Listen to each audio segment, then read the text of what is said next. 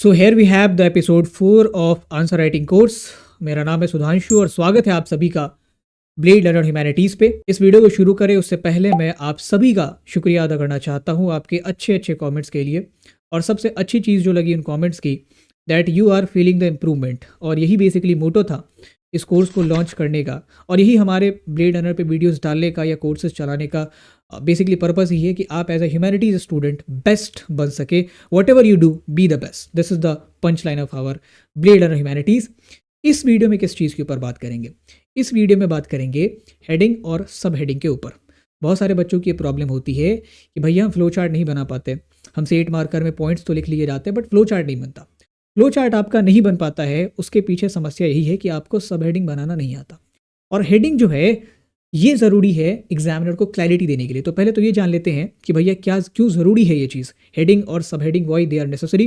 पहली चीज़, आपको अगर फ्लो चार्ट बनाना है you need to know how to make headings, आपको सब हेडिंग्स बनाने आने चाहिए। और दूसरी चीज़, जब आप सब हेडिंग या हेडिंग लगाते हैं, खास करके हेडिंग लगाते हैं, तो आपके एग्जामिनर को एक क्लैरिटी मिलती है कि आगे के जो पॉइंट्स हैं वो किसके ऊपर होने वाले हैं। और यही क्लैरिटी जो है उसे एक फ्लो स्टेट में डालती है। मैंने अपने पीछे की वीडियोस में कई बार ये चीज़ डिस्कस की है कि आपको अपने एग्जामिनर को एक फ्लो स्टेट में डालना है कि वो आपकी कॉपी पे टिक मारता चला जाए। जैसे आप रील्स स्क्रॉल करते जाते हैं, कुछ उसी तरीके से आपको एग्जामिनर को ऐसे टिक मरवाते रहना है। जब ही उसकी नज़र आपके कॉपी पे फोकस्ड होके पड़ी तब आपके नंबर कटने शुरू होंगे। तो हमें इतना अच्छा, इतना क्लियर, इतना अरेंज्ड अपनी कॉपी को रखना है कि वो हमारी कॉपी पे ज़्यादा दिमाग लगाए ही ना, ऐसे टिक मारता जाए और हमें नंबर देता जाए। तो it is important for these two purposes. अब इसे बनाना कहाँ पे है? क्या 2 मार्कर के लिए ज़रूरी है, क्या 3 मार्कर के लिए ज़रूरी है? 3 मार्कर में आप हेडिंग बना सकते हैं, हेडिंग इज़ इंपॉर्टेंट। सब हेडिंग की ज़रूरत 3 मार्कर में नहीं होती है, उतना ज़्यादा हमें लंबा नहीं करना है। 6-8 मार्कर जब आप बनाते हैं, जो लॉन्ग आंसर क्वेश्चन है, वहाँ पे आपको जो हेडिंग और सब हेडिंग दोनों बनाना पड़ता है। एक क्वेरी मुझसे भी ये भी पूछी जाती है कि अगर हम सब हेडिंग बनाते हैं तो कितनी सब हेडिंग बनाएं 8 मार्कर के लिए। तो मैं इस वीडियो में पूरी चीज़ें प्रैक्टिकली आपको बाकायदा कॉपीज़ चेक करते हुए दिखाऊंगा कि एक जो हमारे स्टूडेंट की कॉपी है उसमें उसने कितना बनाया है और एक सब हेडिंग में आप कितने पॉइंट्स को लिख सकते हैं। तो डोंट वरी अबाउट एनीथिंग।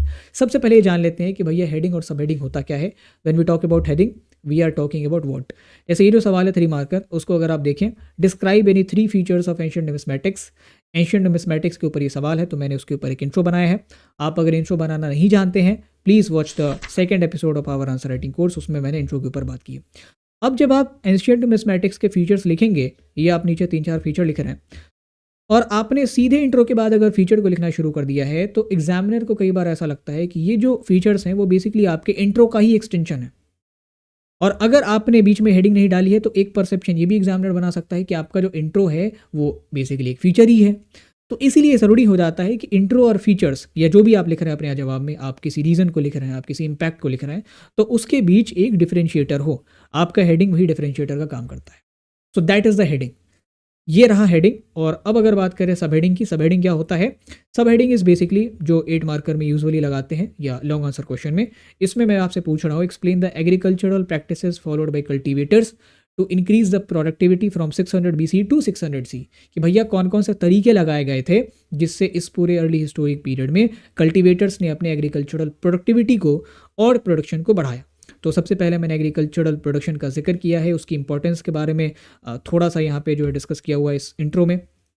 अब हम बनाएंगे एक हेडिंग, क्योंकि ये जो हमारे पॉइंटर्स रहने वाले हैं, these are going to be around this ways to increase agricultural productivity. तो ये हमारा हो गया हेडिंग। हम इस सवाल में जो भी पॉइंट्स लिखेंगे वो कहीं ना कहीं कोई तरीका होगा जिसको उन लोगों ने यूज़ किया अपने एग्रीकल्चरल प्रोडक्टिविटी को बढ़ाने के लिए।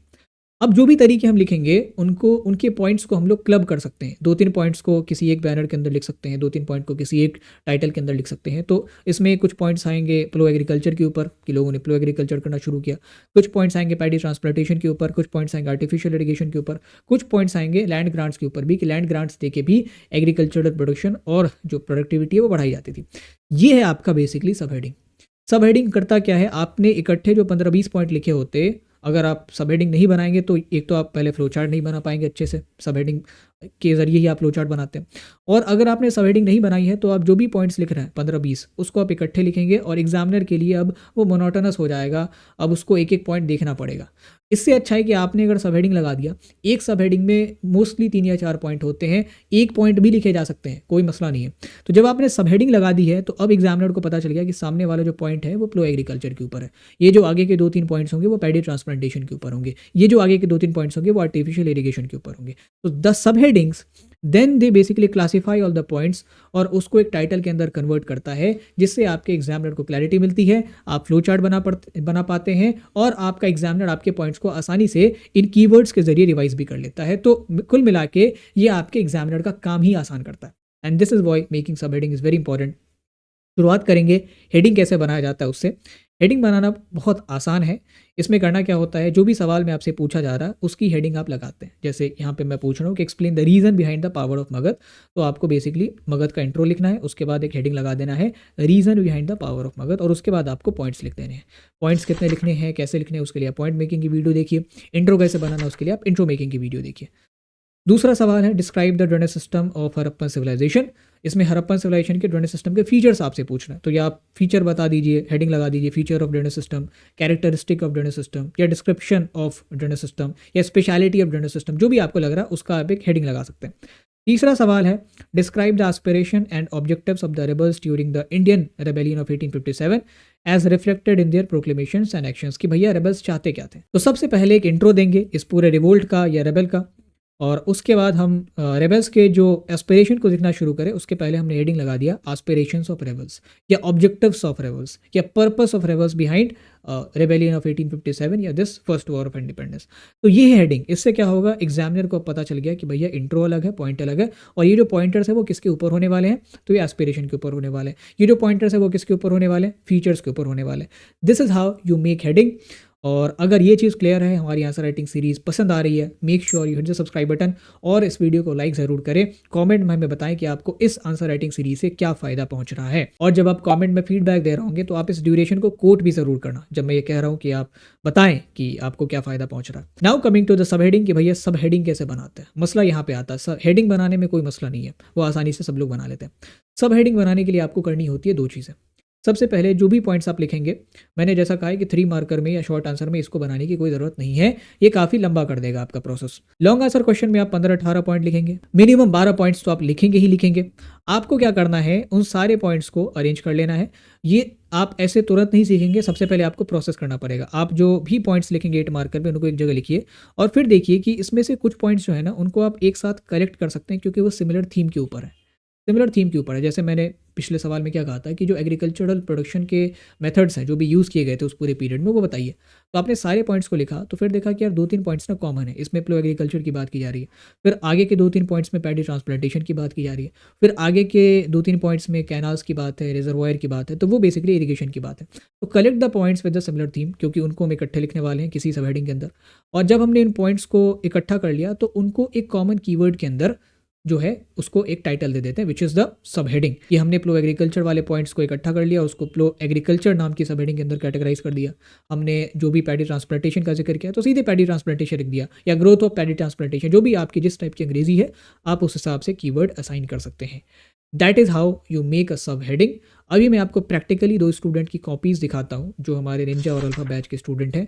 वहाँ पे आप देखेंगे कि कैसे इन्होंने कैटेगराइज करके पॉइंट्स को जो है वो सब हेडिंग के अंदर क्लासीफाई करा हुआ है। तो that is a long answer, आपके सामने स्क्रीन दिख रही होगी। इसमें मैंने बेसिकली पूछा है कि भाई महाजनपद के फीचर्स आप बताइए, और मगध क्यों एक पावरफुल महाजनपद था वो आपको बताना है। तो यहाँ पे इसने महाजनपद का इंट्रो बेसिकली दिया है। As per Buddhist and Jain sources there were 16 mahajanapadas, ठीक है। और फिर उसके फीचर को बताने से पहले इसने एक फ्लो चार्ट बनाया। Flow chart is based on the sub heading. ये सब हेडिंग इसने पहले से फिगर आउट कर लिए थे, क्योंकि इसने प्रैक्टिस की है बहुत ज़्यादा, क्योंकि इसे पता है कि जो भी पॉइंट्स वो लिखने वाला है उसको इस सब हेडिंग के अंदर कैटेगराइज किया जा सकता है। तो कैपिटल्स में इसने 2 पॉइंट्स लिख दिया, फोर्टिफाइड कैपिटल्स में, कि सारे कैपिटल, सारे महाजनपदों की अपनी कैपिटल सिटी होती थी और वो मोस्टली फोर्टिफाइड होती थी। तो ये 2 पॉइंट आ गए फोर्टिफिकेशन के अंदर। फिर उसने एडमिनिस्ट्रेशन का जिक्र किया है तो उसके अंदर 2-3 पॉइंट्स आ गए। फिर उसमें सोर्स ऑफ रेवेन्यू का जिक्र किया है तो उसके अंदर 2-3 पॉइंट्स आ गए, जिसमें वो टैक्सेस की बात कर रहा है या रेट्स की बात कर रहा है। तो जो लोग इसको लेके चिंतित है कि भाई एक सब हेडिंग के अंदर कितने पॉइंट्स हो सकते हैं, कोशिश करिए 3 से ज़्यादा पॉइंट्स ना हो, क्योंकि एग्जामिनर के लिए भी चेक करना फिर मुश्किल हो जाएगा। 2-3 पॉइंट्स हो सकते हैं, मिनिमम 1 पॉइंट भी हो सकता है। जैसे सेम क्वेश्चन मैंने इस स्टूडेंट को दिया था, तो इसने भी महाजनपद के फीचर्स बताए हैं, बट ये जो महाजनपद के फीचर्स हैं, they are basically not here titled under the sub heading. इसको इन्होंने इकट्ठे लिख दिया है और दैट इज़ वाई इसने इसमें कोई फ्लो चार्ट नहीं बनाया, क्योंकि इसके पास सब हेडिंग है ही नहीं। अभी इसको क्या करना चाहिए था, इन दोनों पॉइंट्स को, जिसमें इसने पहले में बात की है कि सारे महाजनपदों की अपनी कैपिटल होती थी और हर कैपिटल जो है फोर्टिफाइड है, इसको वो कैपिटल सिटी के अंदर या कैपिटल्स वाले सिंपल कैपिटल नाम के कीवर्ड के अंदर वो कैटेगराइज कर सकता है। फिर महाजनपद आर वेयर नीदर इधर रूल्ड बाय किंग्स और दे हैड आर्मी, ये उनका गवर्नेंस आ जाएगा या उनका एडमिनिस्ट्रेशन। ये 2 पॉइंट उनके एडमिनिस्ट्रेशन गवर्नेंस का पार्ट बन जाएंगे। ये 2 पॉइंट उनके रेवेन्यू सोर्सेज का पार्ट बन जाएंगे। अब ये उनके 3 सब हेडिंग हो गए, उसके बेसिस पे आप एक फ्लो चार्ट बना सकते हैं। फिर जब मगध की बात की है, तो मगध के जिक्र में इसने जो है सब हेडिंग हालांकि बनाया है। इसने रीजंस जो भी मगध के पावर के पीछे लिखे हैं उसके उसमें एक सब हेडिंग लगाया है, फर्टाइल लैंड, जिसमें मगध के फर्टिलिटी का जिक्र है, easy communication, availability of war elephants. अब इसे करना क्या चाहिए था, जो मैंने इसे बताया था बाद में फीडबैक के तौर पे, कि आपने जो भी यहाँ पे सब हेडिंग तैयार किया है, पावर ऑफ मगध के पीछे फर्टाइल लैंड हो गया, इजी कम्युनिकेशन हो गया, अब इसका एक फ्लो चार्ट बना लीजिए, जो कि यहाँ पे इस स्टूडेंट ने किया है। फिर ऐसा आप यहाँ पे देख सकते हैं, इसने यहाँ पे फ्लो चार्ट बनाया है। मगध क्यों पावरफुल है, तो 4-5 सब हेडिंग डाल दिए और उसके अंदर अपने 2-3 पॉइंट्स डाल दिए। तो that is how you can make सब हेडिंग्स। ये तुरंत नहीं आएगा, आपको धीरे धीरे प्रैक्टिस करनी पड़ेगी। I would suggest you to practice with 8 marker. अगर आपको रेफरेंस यूज़ करना है तो हमारे इंपॉर्टेंट क्वेश्चन की पीडीएफ्स को डाउनलोड करिए। आप हमारे ऐप को डाउनलोड करेंगे, वहाँ पे फ्री मटेरियल सेक्शन में सारे इंपॉर्टेंट क्वेश्चन की पीडीएफ है और उन इंपॉर्टेंट क्वेश्चन के पीडीएफ में आंसर्स भी है। तो आप वहाँ पे देख सकते हैं कि कैसे उन 8 मार्कर में बाकायदा सब हेडिंग लगाई गई है पॉइंटर्स को अरेंज करने के लिए। And that's how you can revise and you can develop this practice. अब इस वीडियो में चूंकि आप हेडिंग और सब हेडिंग बनाना सीख चुके हैं, तो आगे मैं अगली वीडियो में आपको सिखाऊंगा flow chart banana, which is a very important topic for this answer writing. क्योंकि 8 मार्कर में अगर आपने फ्लो चार्ट नहीं बनाया तो आपको पूरे नंबर शायद नहीं मिलेंगे। तो the next episode is going to be very very very important. और अगर आप सीधे इस एपिसोड पे आए हैं, आपने पीछे के एपिसोड्स नहीं देखे हैं, बाकी के एपिसोड ज़रूर देखें। नीचे डिस्क्रिप्शन बॉक्स में मैंने आंसर राइटिंग की पूरी प्लेलिस्ट का लिंक शेयर कर दिया है। Thank you for being till the end and make sure you hit the subscribe button अगर आपने अभी तक सब्सक्राइब नहीं किया है तो। Thank you.